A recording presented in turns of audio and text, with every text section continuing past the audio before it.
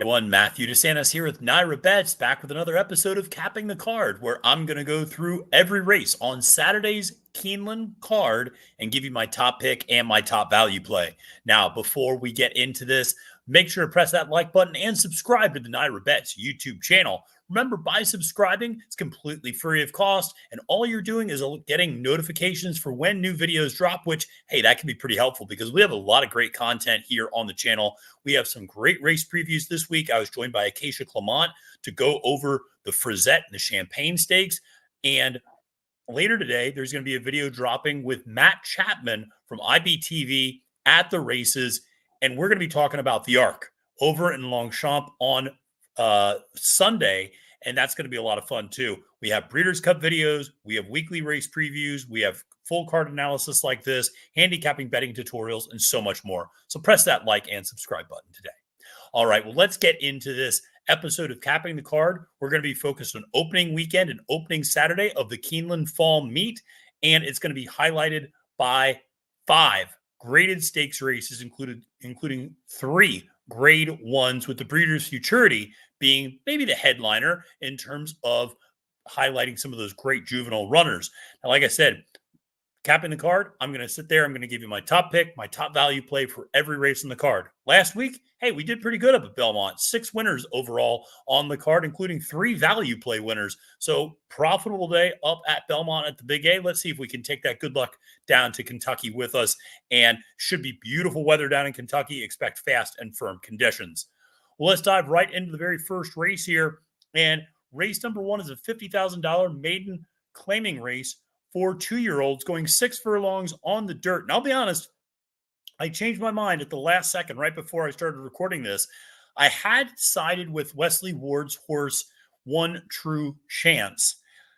And I then decided not, and I'll explain why. But at first, I want to talk about the morning line favorite, Jay David, for Tom Drury on the far outside. Listen, Drury's very good with first out starters, 26% over the last year. Very good in debut maiden claiming races as well. So there's a lot to like there, obviously, with this horse who's been drilling well in the mornings. But the Dam, Summer Whites, combined 0 for 16 with her 2 starters. None of them have even come close to hitting the board in debut. So am I going to take a short price on a pedigree that doesn't really scream first out success or much success at all in that matter? It's hard for me to do that. So then, of course, I went to the second choice. I looked at One True Chance for Wesley Ward, the number 4 horse, 3-1. Really like this horse. There's a couple of nice drills there. But here's the thing. Again, not necessarily a ton of first out success. 1 for 7 for the Dam Yankee Victoria in terms of producing first out winners. And the thing about Ward that I think you have to be very careful about when you look at the numbers that he has at Keeneland, if you just go, well, Matthew, he's winning 41% of his debut 2-year-old races at Keeneland over the last 5 years. How can you possibly bet against this guy? Yes, but, and there's always a but, most of those numbers are racked up during the spring meet. When you look at his numbers at Keeneland, debuting 2-year-olds in maiden claiming races, only 2 for 9. Not as overwhelming necessarily. So I think there's maybe a reason to play against this one a little bit. I ultimately ended up going to a horse, Colonel York, on the inside for Brett Calhoun with Jamie Torres aboard. And this one is coming out of some better maiden special weight competition.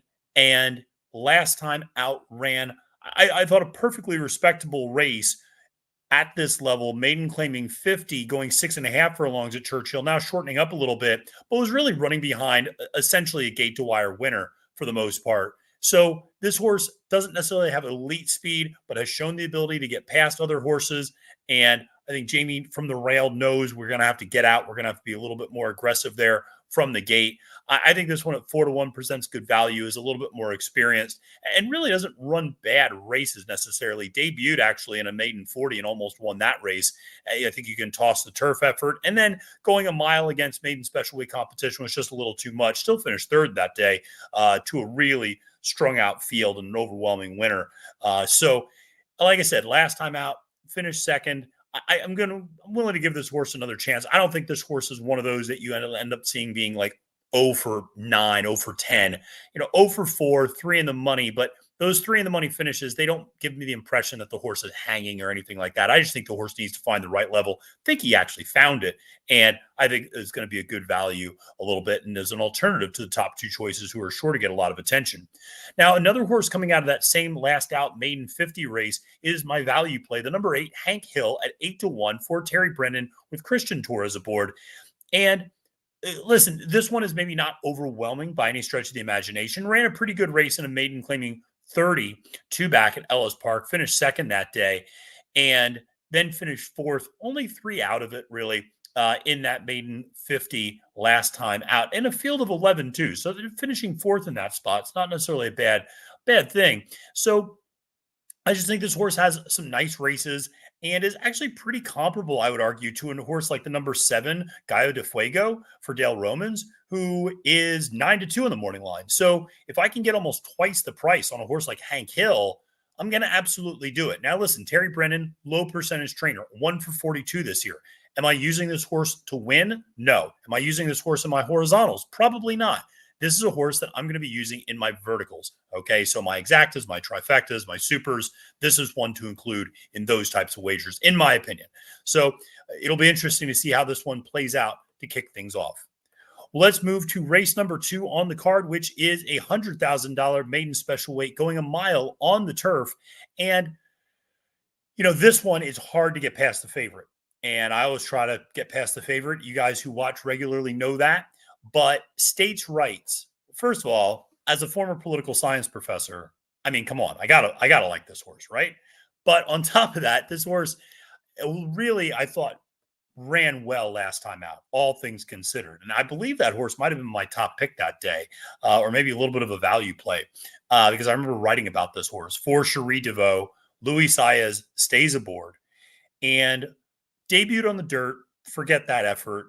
And went against a really good group with Owen Almighty, but toss that effort, go to the next one. And what's so interesting is that July 27th race, horse really didn't get off to the best start, still managed to pass a lot of horses, was coming from the back of the pack, just missed out on the horse Simulate, who we actually saw come back to run third in the Pilgrim Stakes just last weekend up here.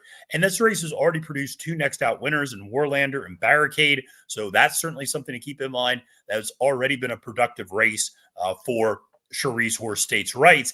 Here's another little stat for you. Over the last 5 years, and I'm always interested in like third out efforts, because we always see a lot of stats about first out, second out, but I'm always interested in third out efforts because some trainers take a little bit longer. Cherie, when her runners are running in maiden special weight races in their third time out, she hits at a pretty high rate, about a 20-25% rate. But when her runners go off under 5-2 in their third time out, she's winning at a 60% clip. In other words, when third time out, her horses that are favorites, they fire, and they tend to fire at a really high rate. So I think this one looks to be pretty tough in this spot for Belladonna Racing. And I think that last effort, if he can replicate that, I should say, I think you have a very likely winner there. Now, in terms of the value play, I debated looking at Bobby Medina's Culture War, that's 6-1, but Medina doesn't have the greatest second out stats. That horse, came from off the pace and actually lost to Warlander, who we should say States' Rights outfinished in that Saratoga race. And then, like I said, won next time out. So there's some common competition there. I wanted to go to a little bit more of a price, and that's the number 4 Battle Drum for Todd Pletcher with John Velasquez aboard. This one debuted at Saratoga, and I thought had a perfectly fine trip with Irad Ortiz Jr. aboard. Doesn't really have any excuses. Was making up ground late. Maybe not enough ground late, though. This horse is bred for turf, and I think this horse can take a nice step forward second time out. Pletcher is usually pretty good in those spots. I like Johnny Velasquez on 2-year-olds. I think it's telling that this is a Rapoli stable horse, and yet they're going down to Keeneland instead of staying up here. There are some maiden special weight races they could easily have run up here in New York. They take this one down to Kentucky, I think maybe to showcase it a little bit more.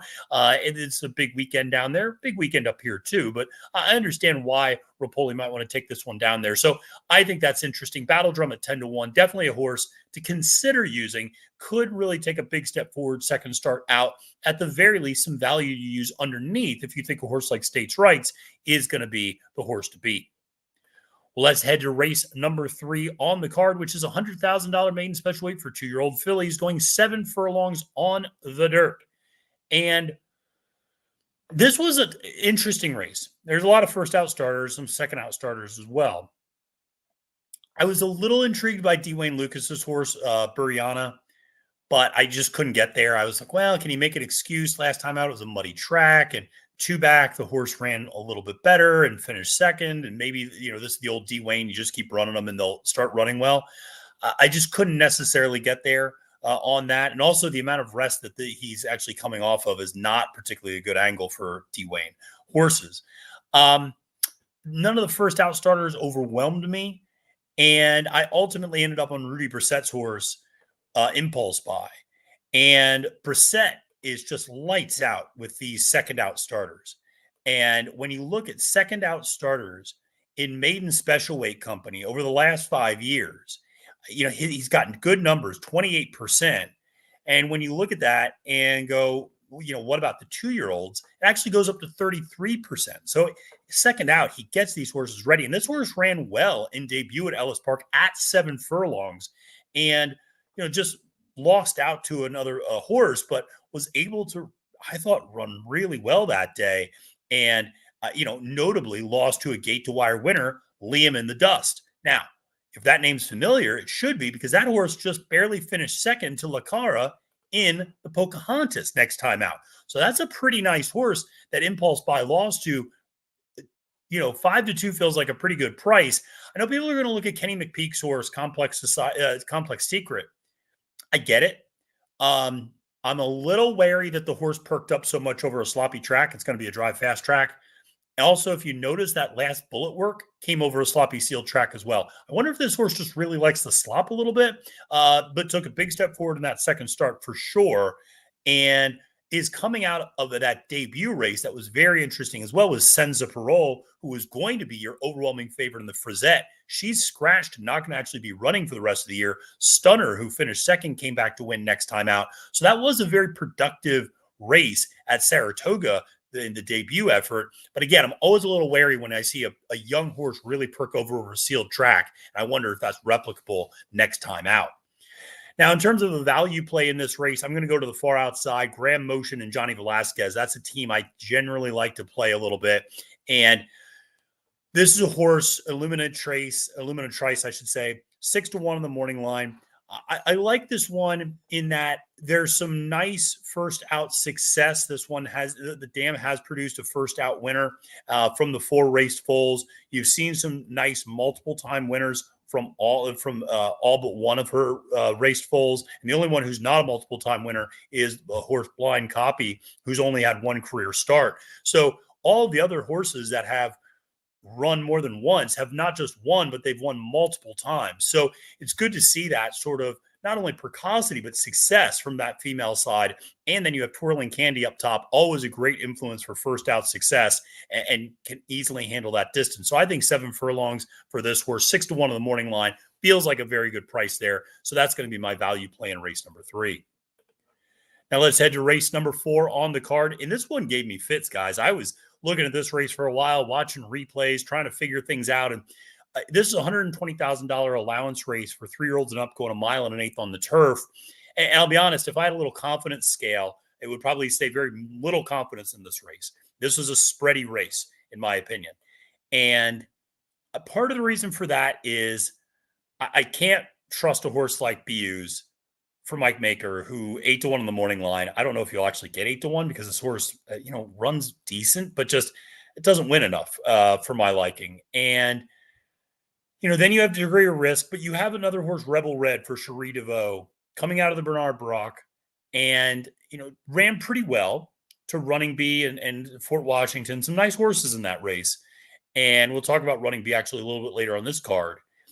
And won a first level allowance race prior to that, 2 back. I do wonder, sometimes going up against these N2X races, this is a whole nother level.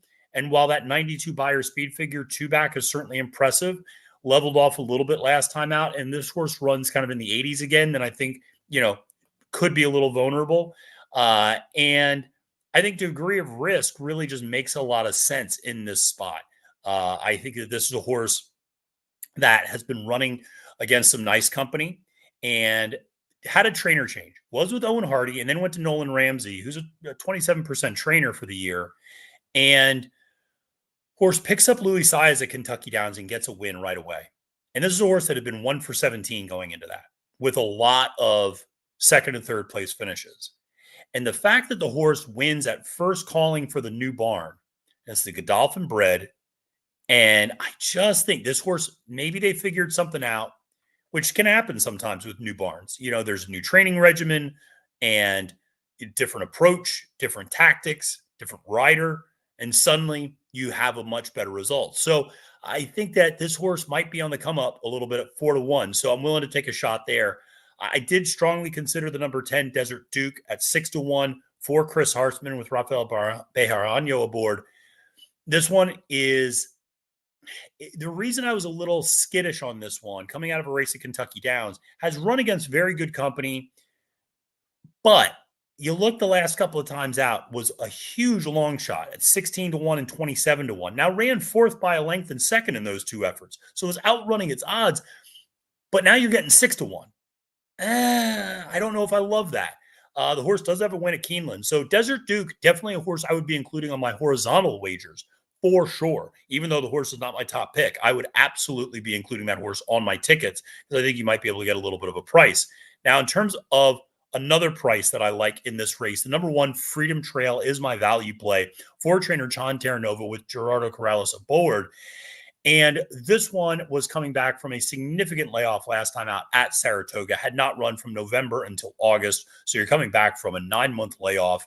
And, it did exactly what you would expect a horse to do off of a 9-month layoff, which is showed some initial speed and some initial interest while going 1 mile and 3/16, and then faded late and had Jose Ortiz aboard. And Jose is one of those riders, I think people sometimes will give him a hard time, but if Jose doesn't think he's got horse under him, he's not going to press the issue. And he's just going to let the horse kind of run its race and run itself out. And I think that was a useful effort, though. You go back, this horse has some nice races. Go back to that September 23rd or September 21st race back in 2023. That's a nice effort back there. And that certainly is more than good enough to win this particular race. So I think you get the Lasix, you get second back from a long layoff, and you get Corrales aboard on the inside rail, saving ground. I think there's a lot of things to like here. So Freedom Trail at 10-1, definitely one to consider. I think that horse is pretty live and sitting on a nice effort. Let's go to race number 5 on the card, and this is a $100,000 optional claimer for 2-year-olds going 6 furlongs on the dirt. And I should say this is the last regular race until we get into our pick 5 stretch of all stakes races. Then, of course, we close out with another maiden special weight race. But this one is, like I said, a little interesting, big money race in terms of $100,000 allowance for 2-year-olds. So maybe not quite stakes level horses, but these are horses that I wouldn't be surprised if you hear about them next year on the Derby Trail in some cases. So clearly some highly intentioned horses. And, I'm going to go against the morning line favorite here, which is the number 4 Macho Music for Rohan Crichton with Louis Saez aboard. This one's coming out of State Bred Company at Gulfstream Park. I need to see that form travel. That's one of those where the Gulfstream Park form doesn't always travel. We're going to talk about it a little bit later with another horse and trainer in particular. And I just kind of need to see that get proven. Crichton himself is 0 for 8 over the last 5 years in the state, or the Commonwealth, I should say, of Kentucky. And so, like I said, I'm going to try to let that one beat me if it beats me. I kind of hemmed and hawed over my top pick, but I ultimately ended up on the number 5 Sexagenarian. And this is one that I thought looked pretty interesting in this spot. And I like this horse for a couple of different reasons. One, I like Mike Maker in general. Ricardo Santana Jr. up on the mount. And I like that this one ran well on the turf last time out at Kentucky Downs. But you go back and look at that effort breaking its maiden impressively in debut at Ellis Park going 5.5 and drawing off from that field while only being a 6-1 choice. This one now getting back on the dirt.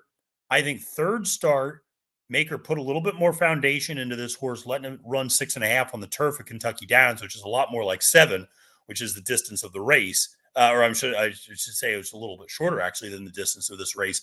I think that one's a little bit interesting, and it has good speed, but doesn't need the lead, can be patient. Look at that debut race rated behind the speed, which I think is important because there's a lot of speed in this race. You can expect the 2 to go, the 3 to go, the 4 to go. I think the 6 might potentially go, and the 7 might also go. And Kieran, that was one that I strongly considered as well for Jose D'Angelo. I think everybody's going to look at that massive bullet work, 45-2 on September 29th at Keeneland, and really fall in love with that. And certainly that first race against, lesser company down at Gulfstream Park, $42,000 maiden special weight race was impressive. Then 2 efforts on the turf. Now back on the dirt with that big bullet. I think people are going to look at that, and maybe you're not going to even get 4-1 on this horse. So I'm hoping the number 5 Sexagenarian gives you a little bit of value as a top selection. Now, in terms of my value play, I am going to go to the number 2, 80 West. And this one's for Dallas Stewart. 8-1 in the morning line, Tyler Gaffalione aboard. I like this horse. The horse showed good ability in debut against a nice field, $119,000 maiden special weight at Churchill in June, and then goes to Saratoga and runs a really nice race, gate to wire, as your 4-5 favorite and draws off to win by 4+ lengths. Tyler stays aboard now from that race, and I just think this one could be sitting on a really nice effort. I think, you saw a horse like the second place horse from that last effort, Friday Surprise, came back to run second again to Executive Order. Executive Order is a really nice horse that's actually running the Champagne this weekend. So, I thought that second place effort by the runner-up finisher and the next time out was not a bad finish at all for 80 West and kind of his resume. But if he continues to take a step forward from that Beyer speed figure last time out, I think certainly looks formidable in that spot and should be able to handle the 6 furlongs third time out for Dallas, a trainer that I like and you can usually get a little bit of a price for. Well, let's start and kick things off with this list of stakes races that we got. And we'll start with the Woodford, grade 2. And sometimes when I'm struggling between my top choice and my value play, I just split the difference and I make one of them my top choice and I make one of them my value play. And that was exactly the case here in the Woodford. I really was kind of 51-49 between No Balls and Arzak. And I said, well, I'll put No Balls up top and I'll put Arzak as my value play. Part of the reason for this, we're going 5.5 on the turf. There's a lot of speed in this race. And I think that because there's a fair amount of speed, you're going to see a horse like No Nay Hudson go up there. You're certainly going to see a horse like Super Quest go up there. You're going to see a horse like Coppola go up there. I kind of want to try to find a couple of horses that can sit a useful trip. And I don't necessarily want them to be closers, but I want them to just be able to sit third or fourth, sitting just off the pace. And No Balls is an interesting horse because early on in his career on the turf, he was running kind of gate to wire fashion a lot of times. And Ravelli over the last few races has gotten him to learn how to rate a little bit better. This horse came back from a long layoff and ran fourth, but by less than a length to Super Quest and Hour Shot, who I think are both worthy of inclusion in your horizontal wagers for sure. And then last time out in the turf sprint, lost to Cogburn at Kentucky Downs. Again, Cogburn is the best in this division, and it's not even close. So don't really hold that against the horse. Now, this is the third time out. This horse is absolutely using this as kind of a hope to get into the turf sprint for the Breeders' Cup. So I'd imagine Larry's going to have this horse cranked up and ready to go. Corrales is aboard.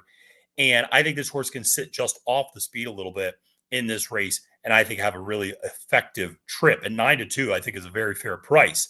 Now, in terms of the value play, Arzak, another horse I like that's going to come from a little further back, coming out of the Harvey Pack race, which I think is a really good race. Like I said, Hour Shot and Super Quest, 2 horses I also like here. I don't necessarily love the value on those 2, but I like the price, or I like the effort, and I think that they both are worthy, like I said, of inclusion in your horizontals if you're considering them. But this is one, again, 2 for 2 at Keeneland over the turf. I do value that. How many of these horses can handle the turf at Keeneland? This one won last year's Woodford Stakes, career best effort. And then it really didn't run poorly in the Breeders' Cup Turf Sprint, finished 6th by 2 lengths, and came back and won the Shakertown at Keeneland. So again, likes this turf course at this distance, 5 for 10 in the exacta with 3 wins. I'm going to use Arzak 6-1 on a lot of my tickets. I think is a nice little value play in this race. Let's go to the Thoroughbred Club of America Stakes, 6 furlongs on the dirt. And this is an interesting race because on paper, I understand why people would be drawn to the number 4 Spirit Wind. That horse is 7-2, is a very logical alternative to the horse that was my top pick. And Big Money Mike Smith ran this one really well. You can absolutely toss the effort in the pink ribbon last time out. 7 furlongs at Charlestown's a 2-turn race. Horse didn't want to do that. And also 7 furlongs is too long. Ran huge in the Honorable Miss, winning that race over a seed and Clearly Unhinged and Money's Gold and a lot of other horses. And Mike Smith's coming in to ride this one today. This horse is 6 for 7 winning at this distance.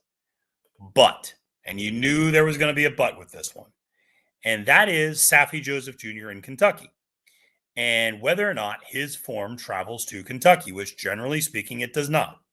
Now, in these types of races, stakes races in Kentucky, over the last 5 years, Saffie Joseph, 2 for 70, 3% win rate with a 0.33 cent ROI. Only 19 for 70, even hitting the board. That's only a 27% rate. Now, this horse is speed of the speed. Keeneland, I think, can be a speed favoring track. I get it. Like I said, on paper, I totally understand how somebody could get drawn to this horse or Clearly Unhinged, the number 1 horse, a very nice horse in its own right, who finished third to Spirit Wind 2 back and then finished second last time out to Free Like a Girl in the pink ribbon and won the Winning Colors 3 back. So a very accomplished horse, okay? Ultimately, though, I went to Brightwork as my top selection for trainer John Ortiz. Quite simply, this horse has never lost around 1 turn. And I was so impressed by that effort in the Prioress because the conditions were not great that day. I know it says good track. Yes, it was not good weather, though. The weather was horrendous. And she had a lot of reasons maybe not to fire her best race. But she went wide. She tracked down a horse, Too Sharp, who ran a really good race that day. And was a nice horse coming out of a really impressive victory the race before that. And we have to say, this was her first effort. That Prioress was her first effort since last year's Breeders' Cup Juvenile Fillies. And she comes off the bench from a 9+ month layoff. She was supposed to run in the test. She rears up in the paddock. Her hindquarters hit the ground. By rule, she has to scratch out of the test. You always worry, a horse that's cranked up for one race, can you get him cranked up again for another in the same way? John Ortiz got her turned around and running great in that Prioress. Like I said, she's never lost around 1 turn. She's got good tactical speed. She's not going to be far off Spirit Wind, maybe 2-3 lengths at most, sitting maybe third in this race. And I just think Louis Saez aboard makes a lot of sense with this horse.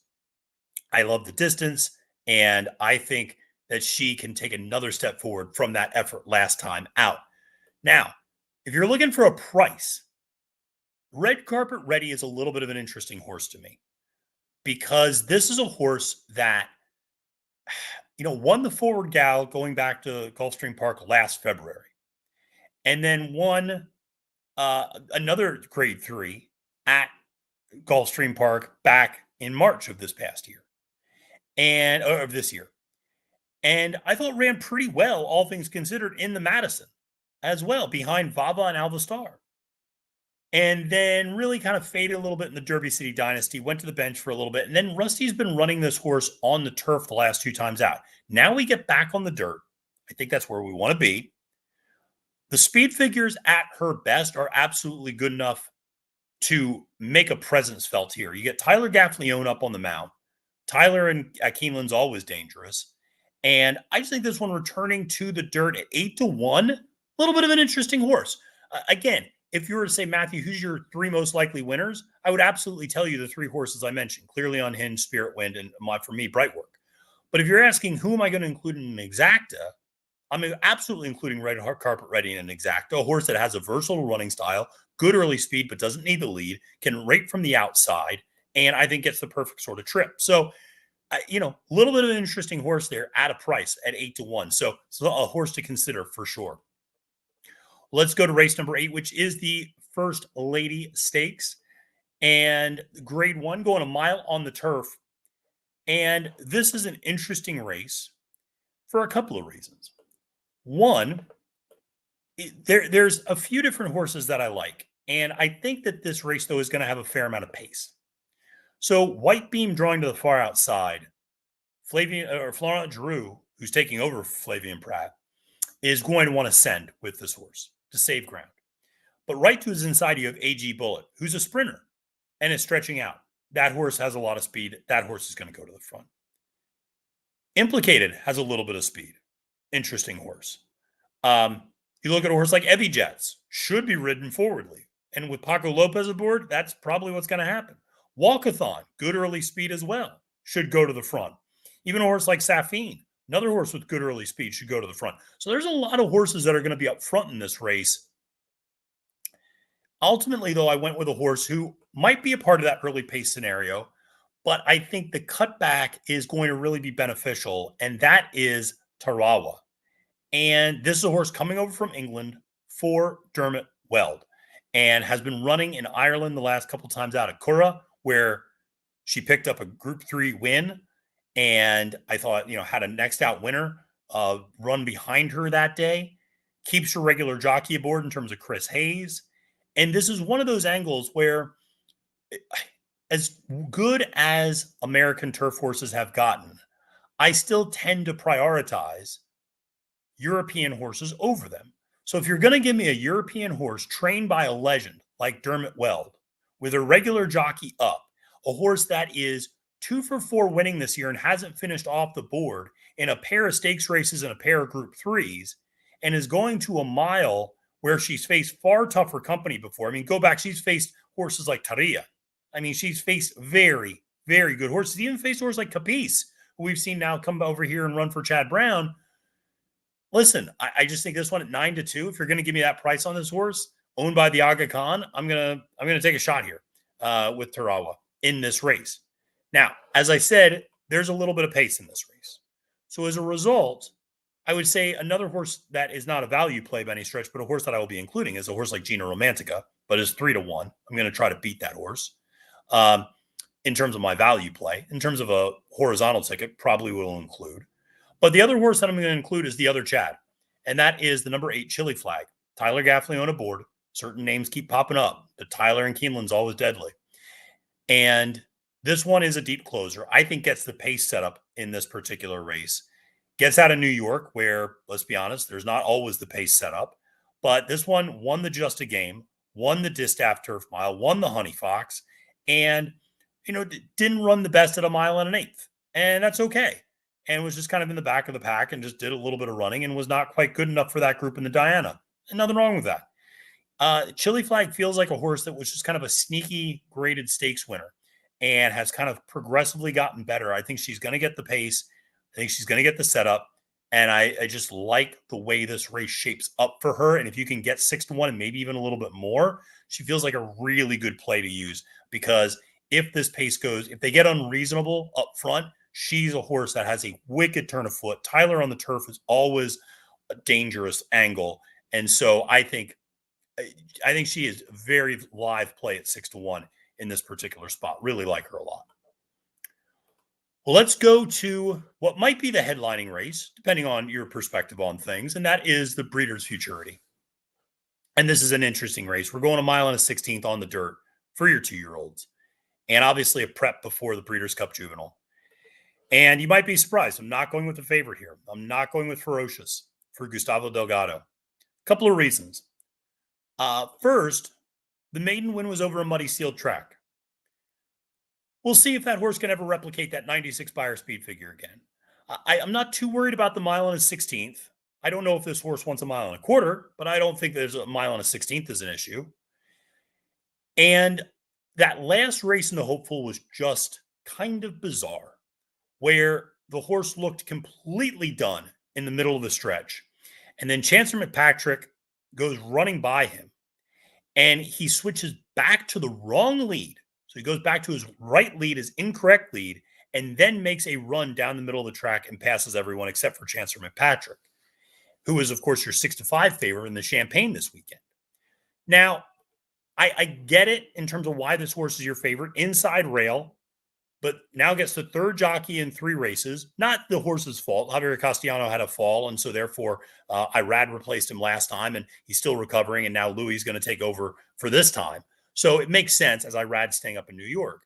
But the horse just showed a lot of greenness, and I wonder if this horse might going to sit a pocket trip, but I wonder if maybe this is one up on the front end. And I think you could certainly look at a horse like an East Avenue who might be able to go gate to wire in this field.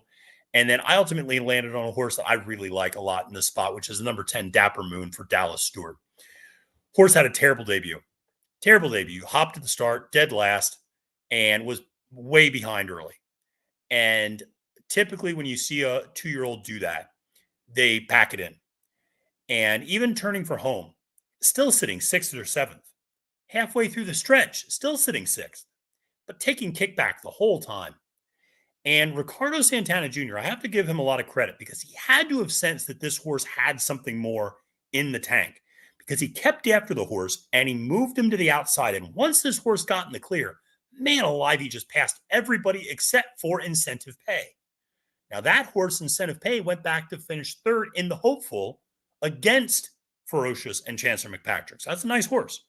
Dapper Moon goes off next time out, going 7 furlongs, always a tricky distance, and a distance that usually shows you if a horse wants to go longer. And that horse then goes and draws off and wins by 5 that day and absolutely blows out the field. So 9-2, I think the horse can sit a stalking trip off the pace, and I just like this horse, and I like the value. I think there's a lot of upside potential. I think that last race only started to tap into what he can do, where he ran an 87 buyer, which, oh, by the way, is the exact same number Ferocious ran in the Hopeful. So there's that. Now, in terms of a value play, I got to give credit to my colleague, Kaylee Shapiro. She really likes this horse as well. Tenacious Leader, 8-1 for Todd Pletcher. This one with Florent Giroux aboard. Interesting horse. Debuted on the dirt, hated it, going 5.5. Then was slated to run in a turf race that got taken off the turf. So he ran on a fast track at Saratoga going a mile, won for fun that day with Irad Ortiz Jr. aboard as your favorite. Then goes to the With Anticipation on the turf and runs a huge race, but finishes 2nd to Zulu Kingdom. Zulu Kingdom just comes back to win the Pilgrim the following week, or just last week. So this horse has run against good company, has run some big races already, has experience going 2 turns, as we saw on the turf at least last time out in the With Anticipation. So the configuration is not going to be a new experience for this horse. Plenty of distance pedigree here. Not this time out of a Curlin mare. And this horse should absolutely love all the distance you want to give it, and has good tactical speed. So I think at 8-1, Tenacious Leader feels like a really interesting play in this spot if you're trying to get past Ferocious. And listen, I get it. If you really like Ferocious, there's plenty of reasons to like him. I'm just going to try to beat him in this spot because I think he might be vulnerable in this particular race.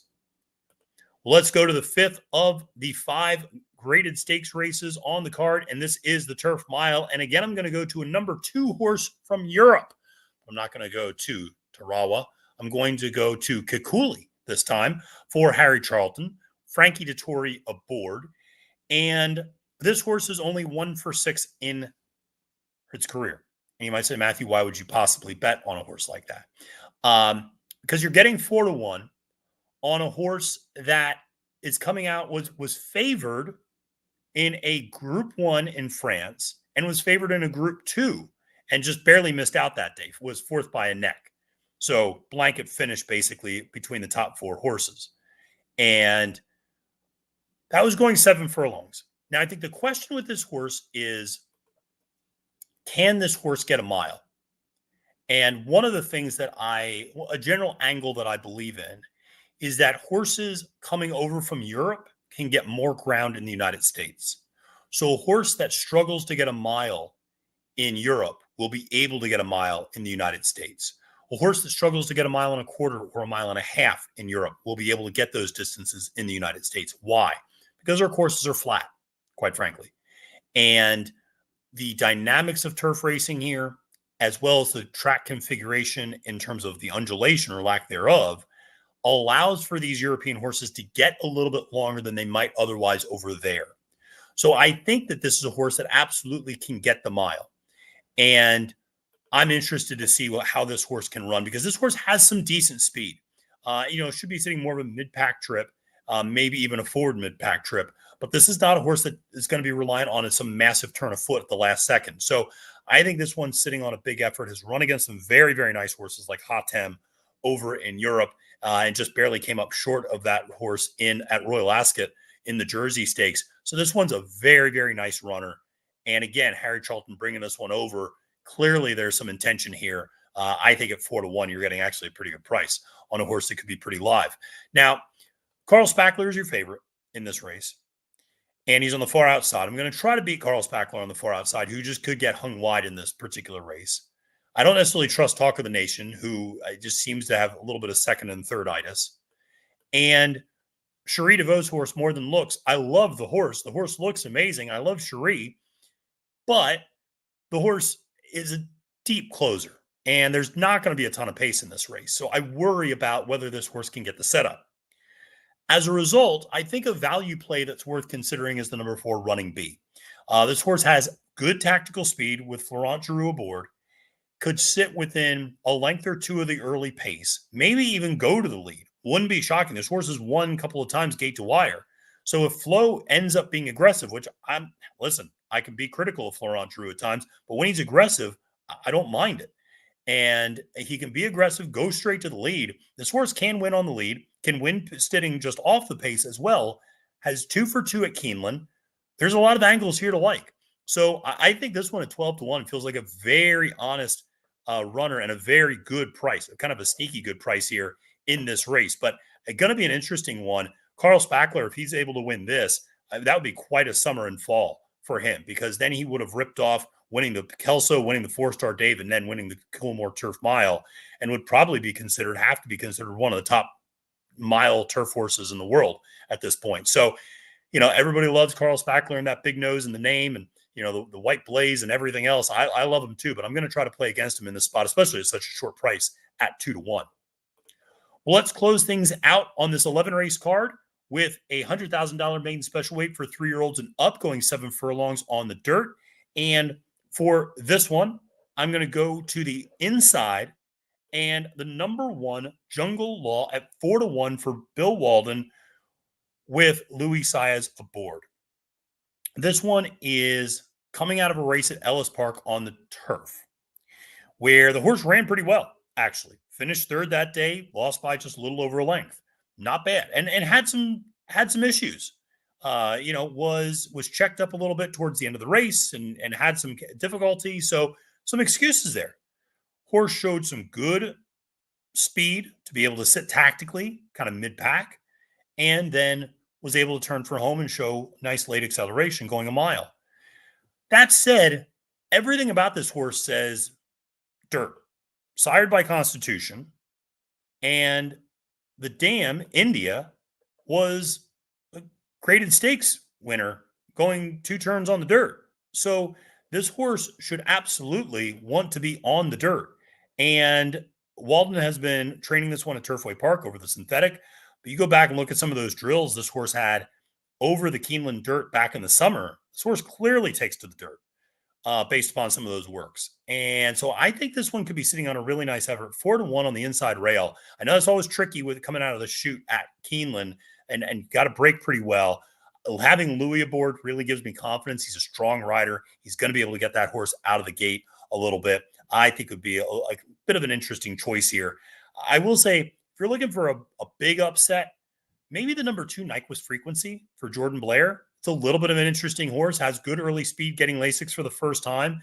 And that's when, if you look at the race 2 back, when it went 7 furlongs, ran second, but lost to Air Defiance, who ran a big number that day. And that one could be pretty interesting. That one could be pretty interesting, I'd say. But it's coming off a very, very long layoff, which is why you're taking 15-1. So something just to keep in mind. Now, where am I going to go for my actual value play? I'm going to go to the number 7, It's My Life. And this is another one for Rusty Arnold with Tyler Gaffalione aboard. Debuted at Gulfstream Park back in February. Ran a pretty good race that came back very productive. As you saw, not 1, not 2, not 3, not 4, but 5 next out winners from that race. That was a race that produced Beeline, who won a stakes winner. It also produced Mr. Skylight, who was a grade 3 placed horse. Produced Proprietary Trade, who was a multiple-time winner now. It has produced Hunt Ball, who is, gotten a win and now is running on the turf. It also produced a horse, Trucker, who dropped way down in class and got a win.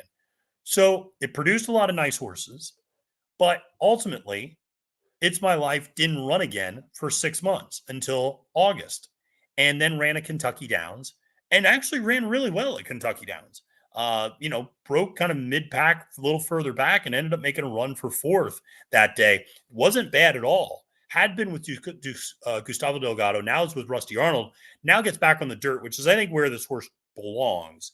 And I think this horse could be sitting on a nice effort. If it can run anywhere near that first race, which honestly it almost did on the turf, I think this one is a really nice price at 8-1, and definitely one to think about considering, because this one I think has some good races ahead of him in this spot. Now, people are going to look at this race and think about singling the number 5, Eglise, 8-5 for Brian Lynch. And this horse has just gotten nailed the last 2 times. I just don't know if I can trust this horse. And I wonder if this horse just is bound to be one of those seconditis type horses. On speed figures alone, towers over the field. I get it, but I'm going to try to beat the horse. So we'll see if we can beat the favorite, make a little bit of money in the bailout race. All right, folks. Well, listen, thank you so much for tuning into this episode of Capping the Card, where I went through all 11 races on Saturday's Keeneland card. Fingers crossed. Let's hope we got some winners on that card, and going to have a lot of fun this weekend. Now, like I said, make sure to press this like button and subscribe to the NYRA Bets YouTube channel. If you watched all the way till the end, I certainly hope you are subscribed to the channel. And listen, we got a lot of great content, not only this week, but we got so much content coming up for the Breeders' Cup. We got top 5 and top 10 lists. We got barn tours. We got weekly updates where I'm going to be out there at the Breeders' Cup. So you're going to have a lot of on-site coverage as well. So make sure to follow me on Twitter at Fail to Menace. Make sure to follow NYRA Bets at NYRA Bets, and make sure to follow and subscribe. All right, friends, my name is Matthew DeSantis, wishing you a great and prosperous day at the races, and reminding you it's now post time.